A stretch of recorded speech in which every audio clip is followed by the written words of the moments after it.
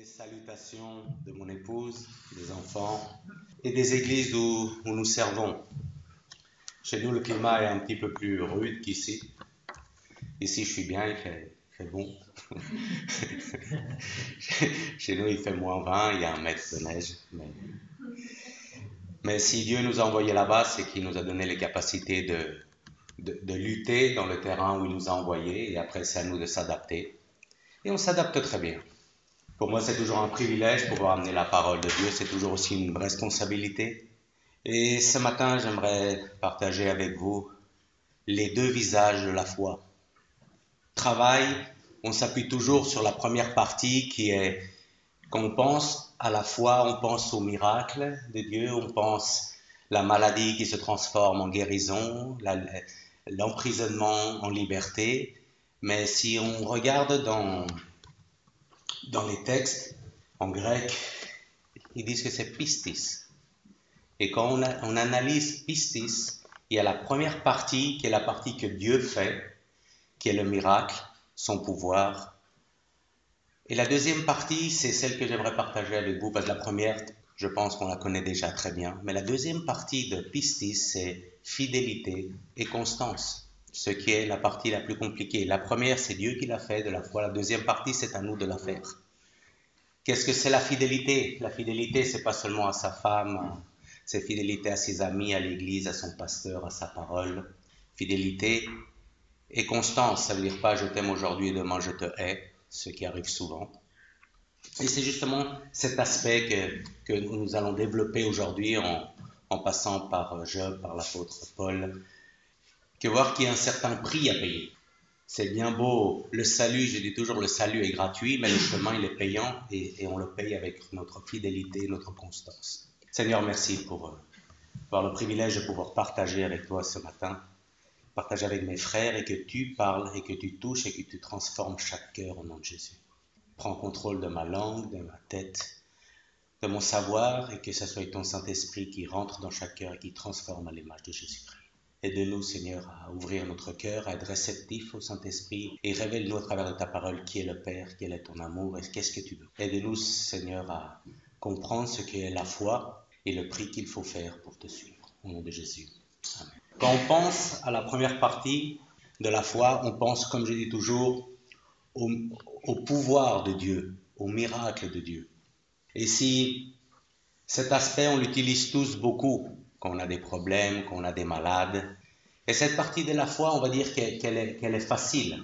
N'importe qui est capable de faire la première partie vu qu'elle ne coûte rien. Quand ça ne coûte rien, tout le monde est là. Quand ça coûte quelque chose, comme j'entendais pour la réunion de prière, je vois que c'est dans toutes les églises du monde. Quand on prie, on exprime toujours nos peines et on oublie de lui dire merci de ce qu'il a fait pour nous. Et les réunions de prière, qui est la réunion qui est très importante, il n'y a jamais personne. C'est toujours les mêmes qui prient. Et c'est là qu'il faut prier pour les malades. C'est là qu'il faut prier pour les uns des autres. Et la deuxième partie de la foi, quand on regarde l'apôtre Paul, combien de fois lui il a pleuré, combien de fois il a prié, combien de fois il a jeûné. Et ça commence à compliquer quand on parle de jeûner, prier.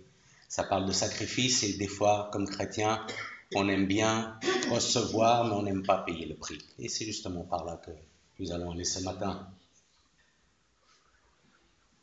Luc 18, 8. Quand le Fils de l'homme reviendra, est-ce qu'il trouvera la foi? Je vous dis, il leur fera promptement justice, mais quand le Fils de l'homme viendra, trouvera-t-il la foi sur la terre? Quand on pose une question, c'est qu'on a un problème sur la réponse. Et là, il nous pose la question, foi, comme on a vu, pistis, est-ce qu'il y aura des gens qui seront fidèles à sa parole quand il reviendra? Est-ce qu'il y aura des gens qui seront constants dans sa parole? Quand on s'entraîne, on est fidèle à ses entraînements pour être plus fort. Moi, quand je travaillais dans le monde, on s'entraînait beaucoup parce que notre entraînement définait nos capacités à survenir aux problèmes. La prière, c'est notre entraînement. C'est les choses que Dieu nous a données. Et à travers la foi, en croyant que lui va le faire, si c'est sa volonté. Parce que des fois, on prie et je vous assure que si ce n'est pas la volonté de Dieu, vos prières, ma prière ne va pas changer la volonté de Dieu. Mais si c'est le cas, Il va mettre en action le miracle pour nous, pas parce qu'on a envie, c'est parce qu'il nous aime. Et là, on revient et dit, trouvera-t-il de la foi? Est-ce qu'il trouvera des chrétiens qui vont encore attendre, qui vont encore prier, qui vont encore prêcher, qui vont être fidèles à la parole? Ça, c'est encore une autre histoire. Et ça dépend les traductions. En Espagne, il y a une nouvelle maison d'édition, c'est une petite parenthèse, la Nueva Version Internationale. Ils travaillaient, c'était comment ça s'appelle, une maison d'édition, et elle a été rachetée par une autre maison d'édition, et on s'est rendu compte que cette même maison d'édition, c'est ce qui faisait la Bible satanique. Et ils ont changé 576 mots, et ils ont transformé 1780 synonymes en homonymes, une barbarité. Je dis ça pour ça parce que c'est important, quand on a des doutes, chercher dans la parole, dans plusieurs versions. Il y a toujours une version qu'on aime bien travailler. Mais il faut regarder plusieurs versions et on se rendra compte qu'il y a beaucoup de complications. Alors des fois, on préfère les nouvelles versions parce qu'elles nous demandent moins de compromis. C'est ce que moi, où je suis arrivé. Et c'est pour ça que je vais toujours dans les textes pour chercher certaines paroles parce que ils ont beaucoup de significations. Foi, c'est la foi. Mais quand on regarde qu'est-ce que c'est pistis, pour moi, ça m'a ouvert un encore plus grand monde. Ça parle de ma fidélité, de mon compromis. Et nous allons voir que notre compromis, des fois, il n'est pas vraiment bon. La question c'est Jésus, là, il est en train de nous dire, depuis que tu t'es converti, jusque tu vas mourir ou Jésus va revenir, est-ce que tu auras la même passion, le même amour, le même service que depuis le premier jour que tu as commencé? Est-ce que tu sers, est-ce que je sers de la même façon que le jour que je me suis converti, où j'ai pris de l'âge, c'est vrai, on arrive à 50 ans. Est-ce que je suis moins actif? L'avantage avec la foi, avec la prière, c'est pas une question d'âge, c'est une question de compromis qu'on a à travers la prière. Alors nous, on peut prier même très longtemps. Si on regarde dans les églises, la majorité des personnes qui viennent aux réunions d'église, c'est les femmes. Les femmes, elles sont terribles dans la prière. Nous, on est un peu feignants. C'est la vérité, elles sont là, avec constance, ce que des fois, nous n'avons pas. Mais si on décide de suivre le Christ avec fidélité, avec constance, on va expérimenter deux choses. On va voir si j'arrive à le traduire en français. On va expérimenter le bon combat de la foi. Et le deuxième, on va expérimenter la prueba de la fe, l'éprouver. Dieu va éprouver notre foi, ou le test de la foi.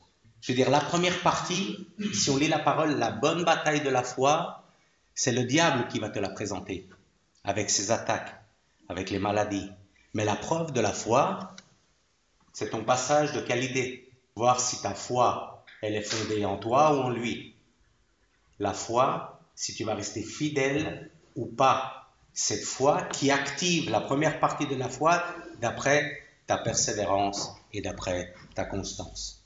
Donc, si on décide de suivre le Christ, ça veut dire que tous nos désirs vont se transformer en ses désirs. Comme je parlais avec les jeunes hier, la volonté de Dieu, c'est de ne pas faire la nôtre. Parce que du moment qu'on fait la nôtre, on va exactement au contraire où Dieu veut qu'on aille. Pour nos choses personnelles, on est constant. Pour les choses de Dieu, un peu moins. Quand on a besoin de quelque chose, on est fidèle à nos pensées, mais quand Dieu nous demande quelque chose, nous ne sommes pas aussi fidèles qu'on devrait l'être. On est fidèle à certaines versions, on est fidèle à certains pasteurs. Ah, Ruben, il est gentil, mais Dieu il l'a appelé pour être un évangéliste. Il est normal, il est en première ligne, c'est normal qu'il parle. Non, c'est normal de parler la vérité. C'est normal de dire ce qui est blanc est blanc et ce qui est noir est noir. Ce qui est correct est correct, ce qui est incorrect est incorrect. Et des fois, pour notre confort, notre foi diminue parce qu'on a décidé de ne pas passer la bonne bataille de la foi et ne pas passer, je ne sais pas comment formuler cette phrase, et éprouver, Dieu nous éprouve à travers la foi. On va dire le test. Si Dieu testerait notre foi ce matin, comment elle est? Il te dit, laisse que tout ce que tu as et va-t'en. Ah non, mais ça, c'est le boulot d'un autre. C'est pas vraiment ça. Trouverai-je de la foi sur la terre? Alors, on va aller, avant d'aller au prochain texte, quelle catégorie de chrétiens nous sommes? En Espagne, ça sonne joli, on dit los domingueros, ceux du dimanche, Dimanche, on est saint, lundi, on est païen. Mercredi, on vient des fervents frères qui prient, mais à la maison, parce qu'à l'église, c'est pas une critique. Moi, c'est ce que je vois, c'est ce qui se passe chez nous. Je veux dire, c'est un problème. Mais quand on a des problèmes, là on prie beaucoup. C'est là le vrai problème. Pour pas qu'on ait ces gros problèmes, si on prierait beaucoup avant, on aurait la moitié de ces problèmes. Si tu vas faire un combat et tu t'entraînes pas, c'est très bien que tu montes sur le ring, mais ils vont te casser. C'est la même chose avec le diable. C'est la même chose avec nos péchés cachés. C'est la même chose avec nos débilités. On dit comme ça?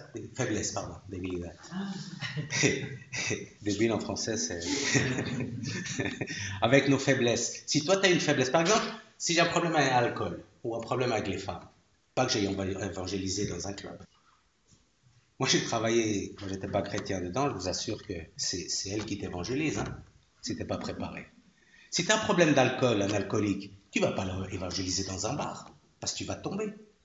Tu dois fuir de ta débilité, mais si tu proclames ta débilité, dans ta débilité, il y a ta force. Si toi tu connais vraiment où est ta débilité, elle va se transformer en ta force. Alors on continue. Je vais prendre le premier exemple, l'apôtre Paul. Moi, plus je lis Paul, plus je me rends compte que je suis vraiment plus inutile que n'importe qui. Et on va voir qu'est-ce qui se passe en 1 Timothée 6, 12 et après 2 Timothée 4, 7. Combat le bon combat de la foi.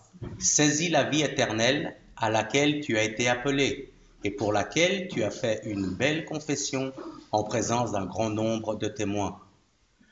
Là, il parle à Timothée, mais il parle aussi à toi et à moi. Il te dit, combat le bon combat. Ça veut dire qu'il y a un mauvais combat. S'il y a un bon, c'est qu'il y a un mauvais. Le mauvais, c'est celui-là que tu crois selon tes critères. C'est un combat. Mais là, il est en train de parler de le bon combat selon les critères de Dieu. Combat le bon combat de la foi. Saisis la vie éternelle. Qu'est-ce que c'est, saisis la vie éternelle? De ce que Dieu a préparé dans le ciel pour nous. La traduction espagnole dit mettez la mano en los recursos de Dieu. Mets les mains dans ce que Dieu a mis pour toi, ce qui est la prière, prier les uns pour les autres, la fidélité, la constance, pour laquelle tu as été appelé, fidélité à sa parole. Fidélité à sa parole, ça veut dire que tout ce que moi je voudrais faire, je ne pourrais pas le faire. Tout ce que je pense est bon, c'est pas bon. Que lui pense est bon et parfait. Et il dit, et pour laquelle nous avons fait une belle confession. Oui Seigneur, je vais te suivre toute la vie. Le dimanche, de 10h à 11h30, si Ruben n'y parle pas trop. Et après, on rentre à la maison et on oublie ce qu'on a raconté, c'était bien joli, devant un grand nombre de témoins. Je veux dire, Dieu ne regarde pas ce que tu fais, il regarde ton cœur. Et qu'est-ce qui s'est passé? Après, il lui dit en 2 Timothée 4, 7, j'ai combattu. 1 Timothée, il lui dit, combat le bon combat. Et ici, il dit, j'ai combattu le bon combat. Jusqu'ici, c'est vrai. Mais après, c'est écrit, j'ai achevé la course et j'ai gardé la foi.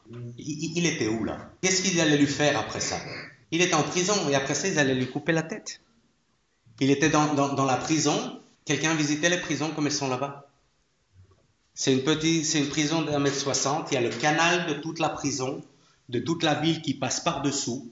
Ça sent pas très bon. Il y a un trou en haut où ils te lancent la nourriture, si on peut appeler ça de la nourriture. Il y a un trou en bas où tu fais tes besoins. Et quand ils avaient envie, ils ouvraient cette porte et les prisonniers qui étaient tout en bas, ils mouraient noyés. Ou sinon, ils les envoyaient au Coliseum, que les lions ou qui les brûlaient ou quoi que ce soit, où ils leur coupaient la tête. Il est là et il dit, j'ai combattu le bon combat, j'ai terminé ou achevé la course et j'ai gardé la foi. Si on lit de 1 Timothée à 2 Timothée, on se rend compte de par où il est passé. Et moi, quand je lis ça, je me dis que moi, je devrais avoir honte de me plaindre. Hein?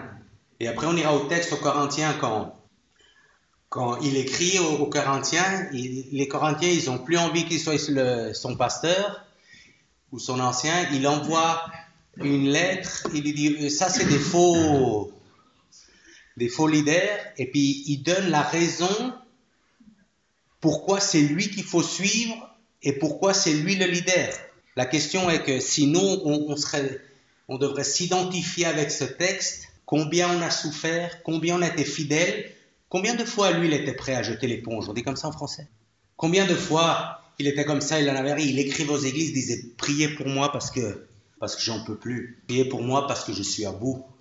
Vous voyez le prix de la deuxième partie de la foi, combien il coûte, ce sacrifice qui coûte, le prix sur nos propres vies, sur nos désirs, sur notre volonté personnelle.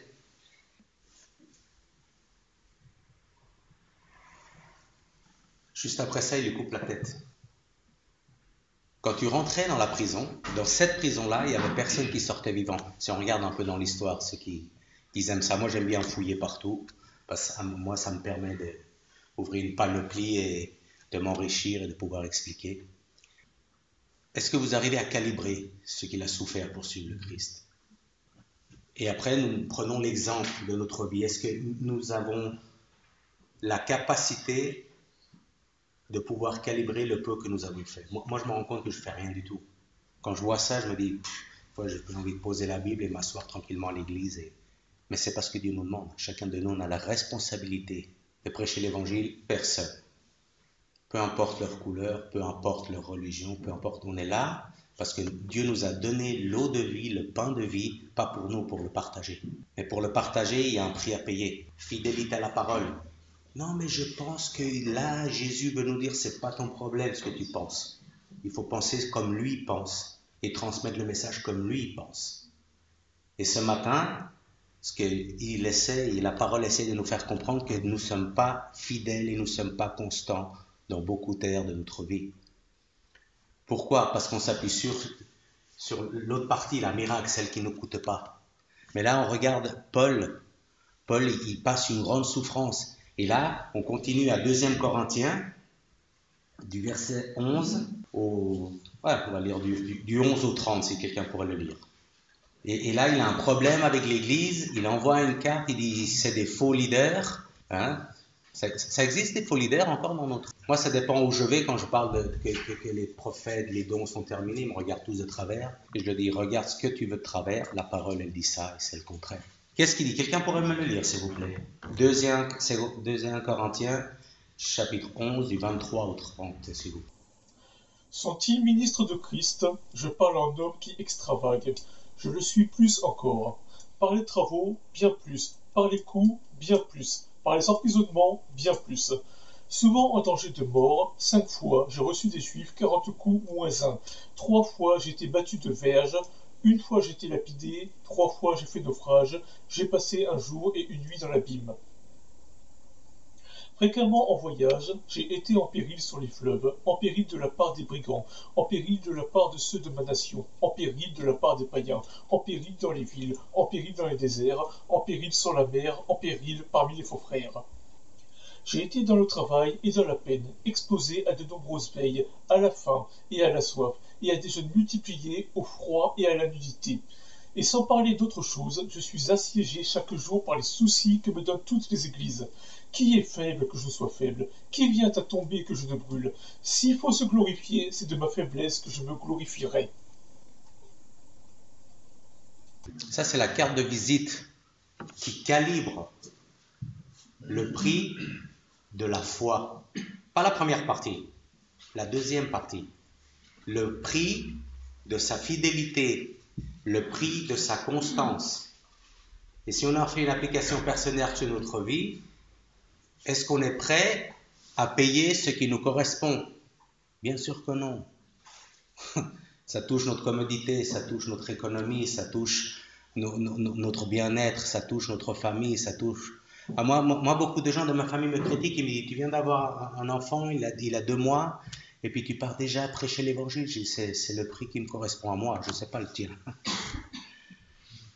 Ah, mais tu vas en Turquie là-bas, et puis il y a un attentat, tu dois pas aller. Je dis, bien sûr, Jésus ne rentrait pas il n'allait pas. Mais bien, il faut aller, c'est mon prix. Je ne sais pas ce que toi tu dois payer, mais ça doit être aussi joli.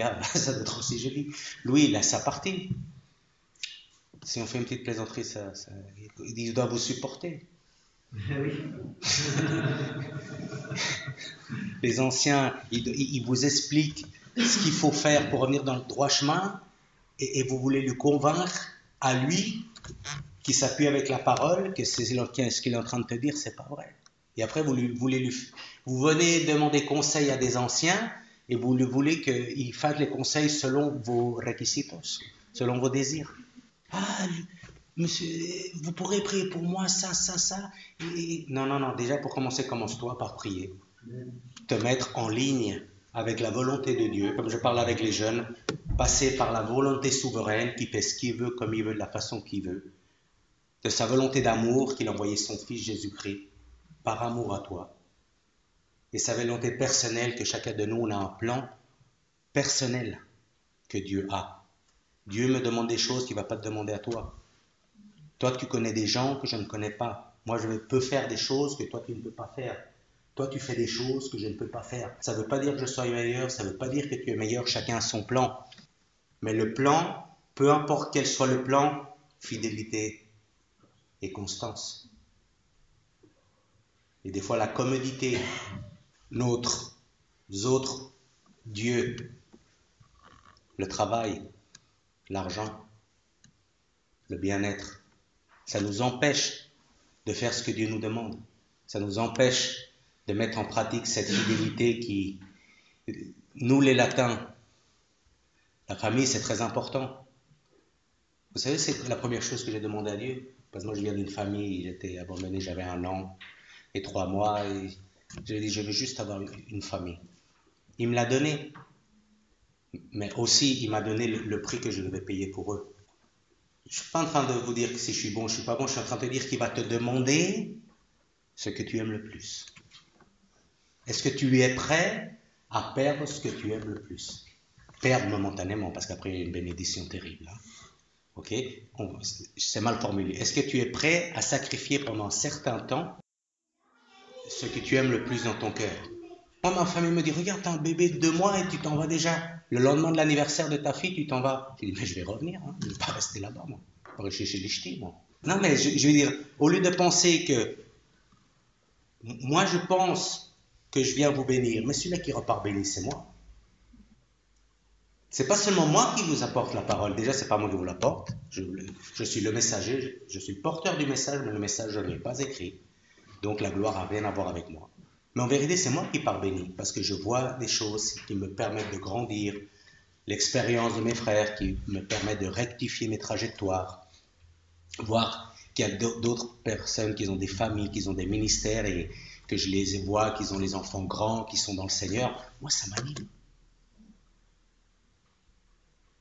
Mais pourquoi? Parce que j'essaye.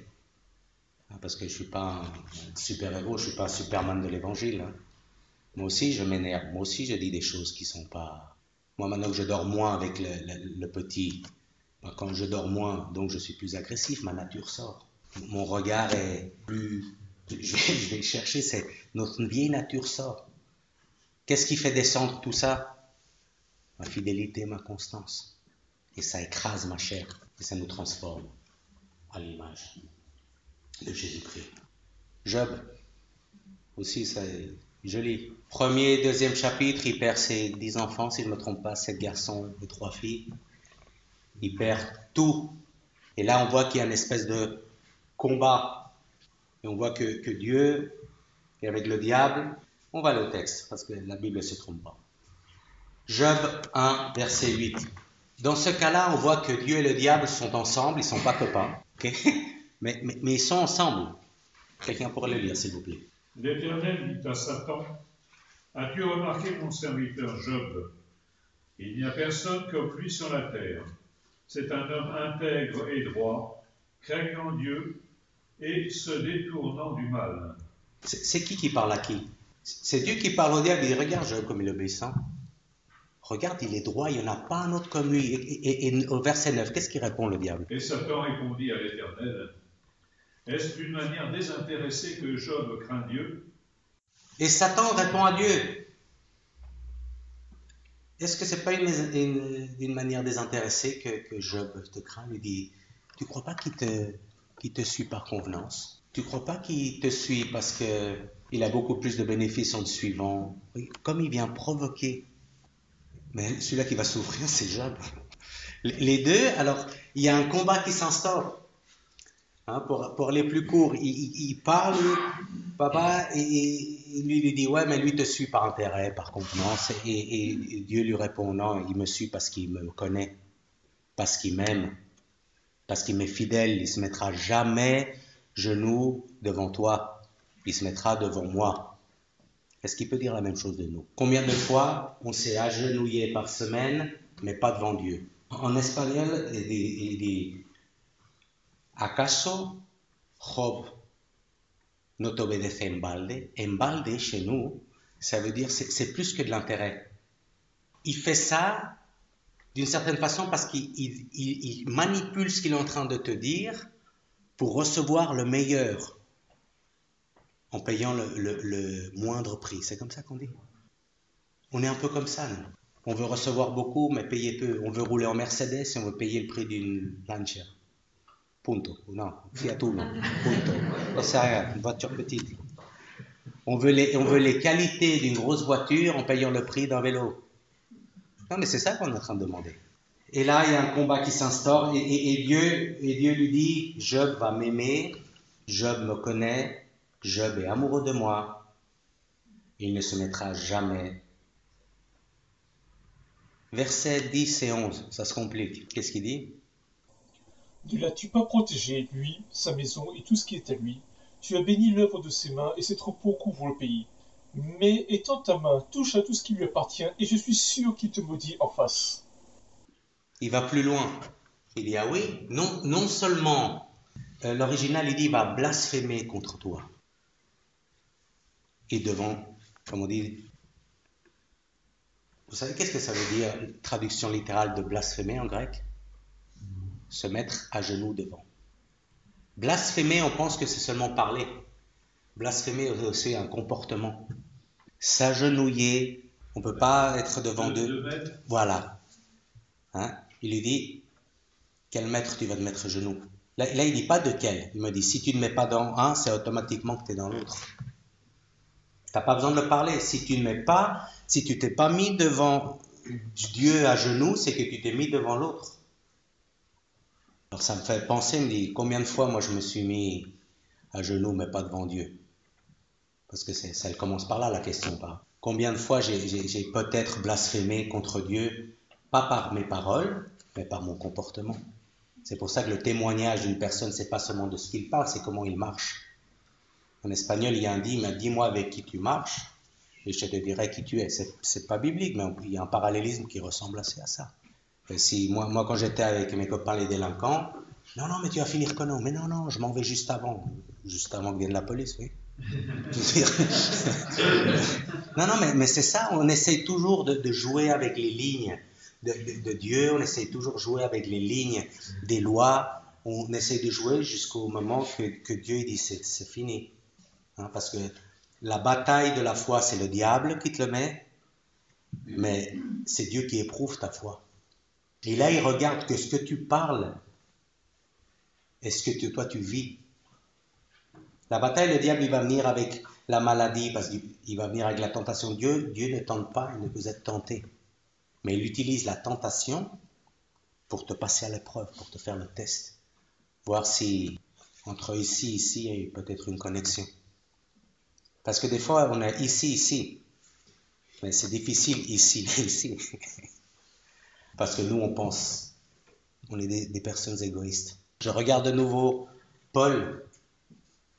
Quand j'étais en train de préparer, j'avais envie de pleurer. J'ai dit, mais moi, des fois, je me plains pour des conneries. Combien de fois que nous, on se plaint pour rien? On a tout et on se plaint encore.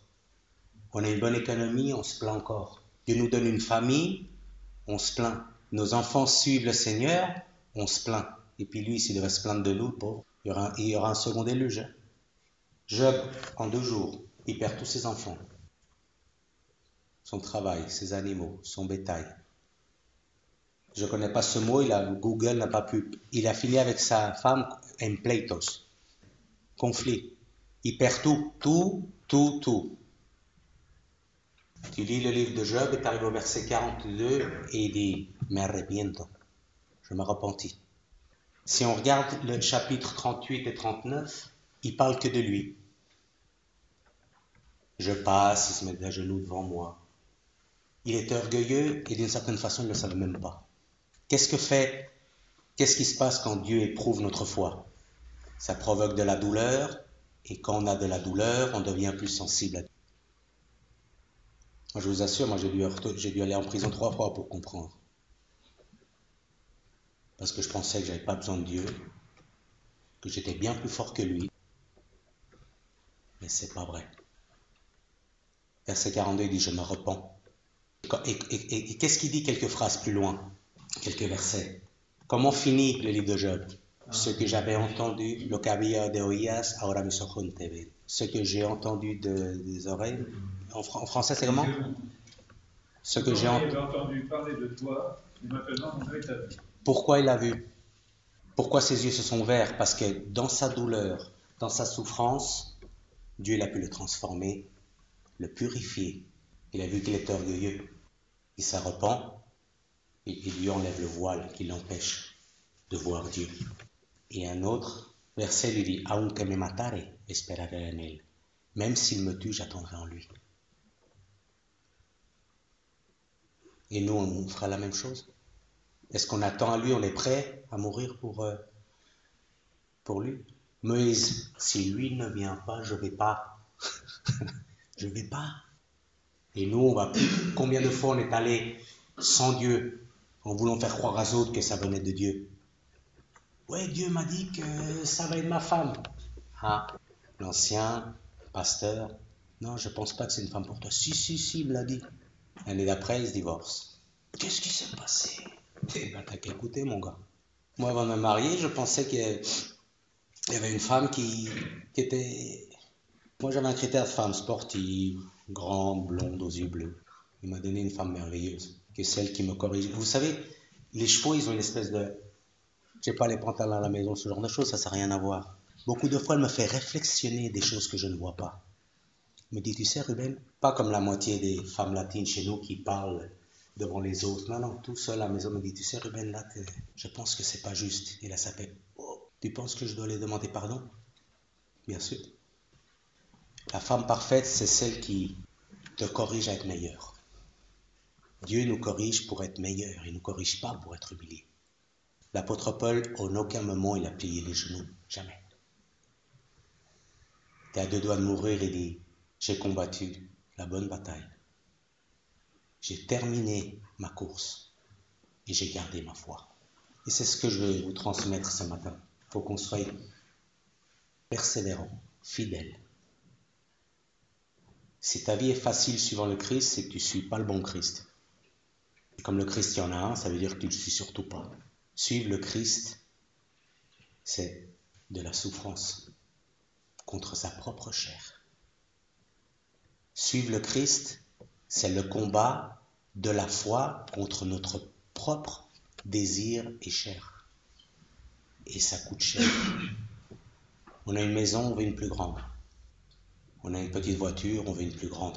Dieu m'a donné un crédit. Non, c'est le diable qui t'a donné un crédit pour que tu sois attaché, que tu travailles plus et que tu puisses le voler en non donnant la dîme. C'est encore une autre histoire. Ne pouvant pas donner d'offrande, en ne pouvant pas assister aux réunions, il nous attache. Parce que la parole, elle dit qu'il va nous donner tous les désirs de notre cœur. Et nous, on pense toujours aux bons désirs, mais ce texte, il te donne aussi tes mauvais désirs. C'était quoi les gens de la synagogue? Il leur dit, on va leur donner tous leurs désirs de leur cœur. Que tout le monde les voit et combien ils sont grands. Non, c'est pas ça. Parce qu'une pièce, elle a toujours deux faces. Et moi, je dis toujours, il n'y a pas seulement 2 faces, il y a encore un coin. Il y a la face et le prix que ça coûte. Le problème, c'est pas que nous oublions d'être chrétiens. Le problème, c'est que nous oublions que nous sommes humains. On n'oublie pas d'être chrétien. On oublie qu'on est débile. Pardon. On oublie que nous sommes faibles, que nous sommes vulnérables. Nous pensons que quand on a plusieurs années en Christ, qu'on n'a plus besoin de rien. La bataille de la foi, on peut la battre avec la parole de Dieu, avec l'armure de Dieu, avec le nom de Jésus. Mais quand Dieu éprouve notre foi, au nom de qui on peut lutter contre Dieu? peut rien faire contre Dieu. Il peut faire qu'une seule chose, s'humilier devant lui et qu'il nous transforme à l'image de son Fils.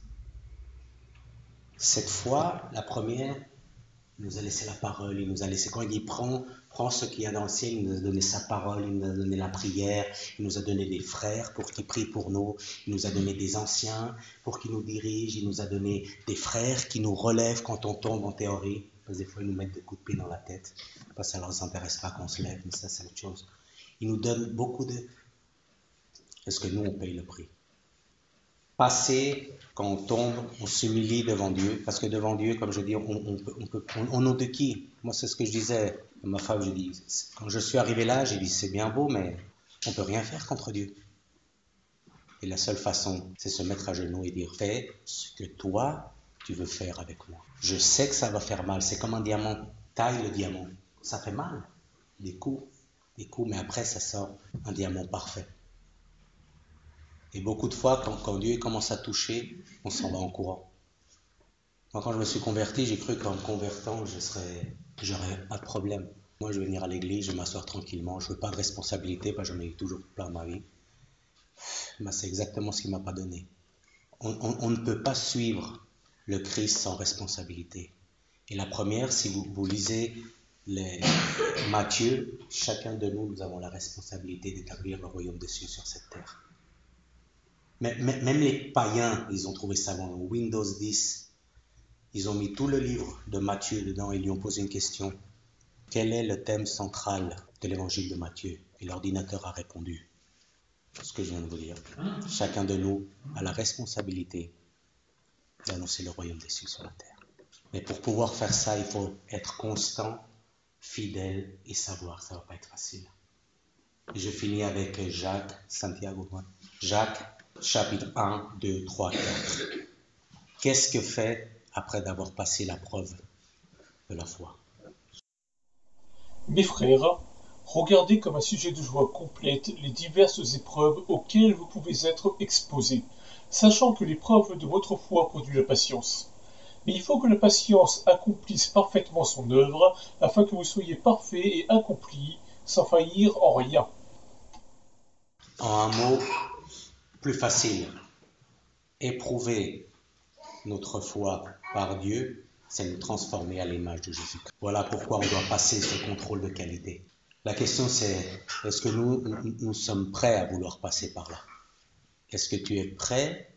Est-ce que je suis prêt à souffrir pour son nom? Est-ce que je suis prêt à envoyer mes commodités, mes désirs de côté et faire ses désirs? C'est ça la volonté de Dieu. J'ai combattu le bon combat, j'ai terminé la course et j'ai gardé la foi. Dans l'état actuel où nous sommes spirituellement, est-ce que nous sommes en train de combattre le bon combat? Seigneur, merci pour ta parole ce matin. Seigneur, merci parce que chaque fois tu nous montres le phare qui est Jésus-Christ, qui nous permet de nous approcher de toi chaque jour. Merci Seigneur parce que la foi n'est pas seulement ce que toi tu vas faire pour nous, c'est ce que nous allons faire pour toi, car c'est le prix que nous avons à payer Seigneur et nous voulons le faire avec joie. Seigneur, enseigne-nous toute ta volonté. Aide-nous à marcher sur ces chemins étroits dans notre fidélité et notre constance repoussera le mal. Et nous serons vainqueurs au nom de Jésus. Merci pour la croix, merci pour le salut. Et que chaque jour nous ayons un cœur de repentance. Et que nous ayons un cœur plein de gratitude envers toi. Aide-nous Seigneur à faire ta volonté et marcher sur les pas de Jésus-Christ.